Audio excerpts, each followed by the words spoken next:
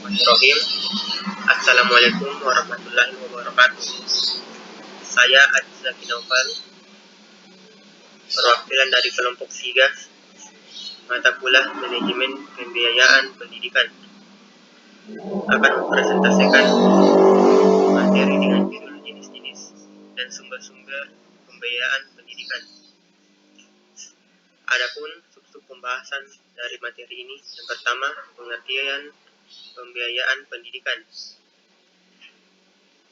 Kami mengambil dua pengertian dari dua ahli. Yang pertama, menurut Harsono dalam bukunya yang berjudul Pengelolaan Pembiayaan Pendidikan. Biaya dapat diartikan sebagai semua jenis pengeluaran yang berkaitan dengan penyelenggaraan pendidikan. Selanjutnya yang kedua, menurut Halak dalam bukunya yang berjudul Analisis Biaya dan Pengeluaran untuk Pendidikan. Dari kedua pengertian dari ahli tersebut dapat disimpulkan bahwa pembiayaan merupakan salah satu sumber daya baik berupa uang, tenaga atau barang yang secara langsung dapat menunjang efektivitas dan penerapan penyelenggaraan pengelolaan pendidikan. Lebih terasa lagi dalam penerapan manajemen berbasis sekolah yang menuntun kemampuan sekolah untuk merencanakan, melaksanakan, dan mengevaluasi serta mempertanggungjawabkan pengelolaan dana secara transparan kepada masyarakat dan pemerintah. Setelah pengertian pembiayaan pendidikan, selanjutnya jenis-jenis pembiayaan pendidikan. Ada beberapa jenis diantaranya. Yang pertama, biaya langsung. Menurut Anwar, biaya langsung merupakan pengeluaran uang secara langsung yang membiayai jalannya proses penyelenggaraan pendidikan, pengajaran, penelitian, dan pengabdian kepada masyarakat, termasuk biaya secara langsung menyentuh aspek dan proses pendidikan. Biaya pendidikan juga dapat dikatakan sebagai biaya yang secara langsung menyentuh aspek dan proses pendidikan, biaya rutin.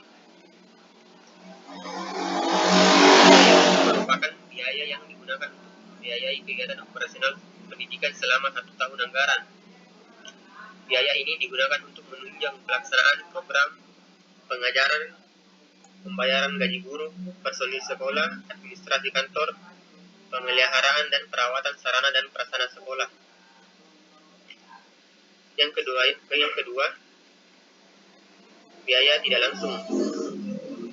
Biaya tidak langsung dapat dimaknai sebagai biaya yang umumnya meliputi hilangnya pendapatan peserta didik karena sedang mengikuti pendidikan, bebasnya beban pajak karena sifat sekolah yang tidak mencari laba, bebasnya sewa perangkat sekolah yang tidak dipakai secara langsung dalam proses pendidikan, serta penyusutan sebagai cermin pemakaian perangkat sekolah yang sudah lama dipergunakan.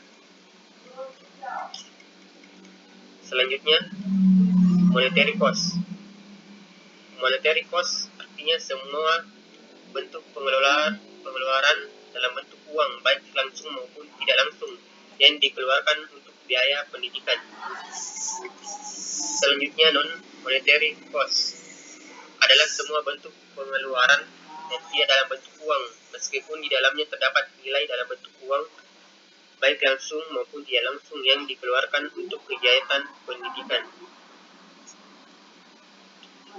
Selanjutnya, sumber-sumber pembiayaan pendidikan. Dalam pengeluaran pembiayaan pendidikan ada beberapa sumber-sumber yang dapat dialokasi pada pembiayaan pendidikan. Di antaranya tergolong atas biaya yang dikeluarkan oleh pemerintah, baik pemerintah pusat maupun pemerintah daerah. Biaya yang dikeluarkan oleh masyarakat orang tua atau wali siswa, biaya yang dikeluarkan oleh masyarakat atau orang tua atau wali siswa, dan lembaga pendidikan itu sendiri.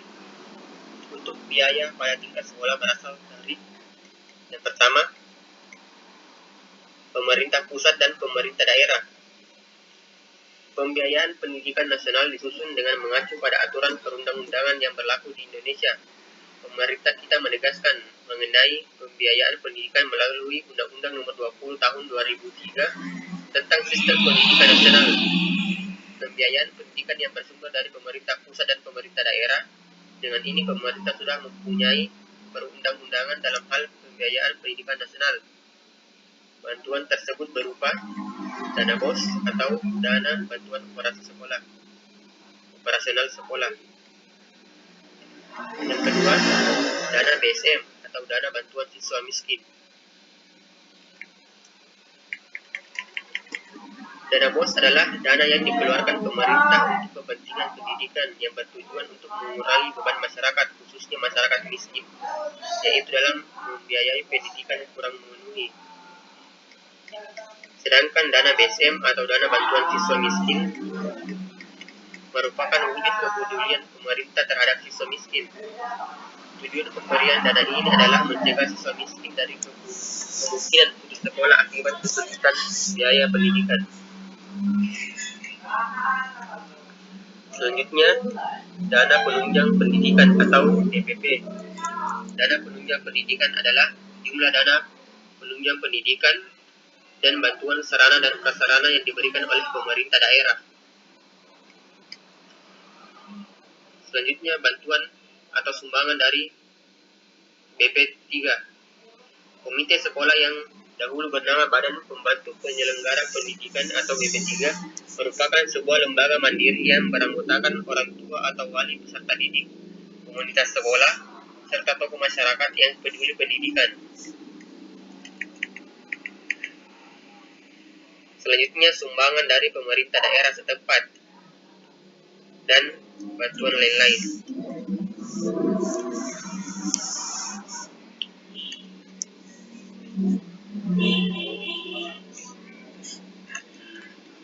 Sebagai penutup, adapun kesimpulan dari materi ini adalah pembiayaan pendidikan merupakan komponen yang penting dan tidak dapat terpisahkan dalam penyelenggaraan proses belajar mengajar di sekolah dalam rangka pembentukan potensi sumber daya manusia atau SDM. Penggunaan anggaran atau pembiayaan pendidikan yang efektif dan efisien dapat menghasilkan sumber daya manusia yang tepat guna dan berhasil. Itulah presentasi dari kelompok kami. Lebih dan kurangnya mohon dimaafkan. Wabillahi taufiq wal hidayah. Wassalamualaikum warahmatullahi wabarakatuh.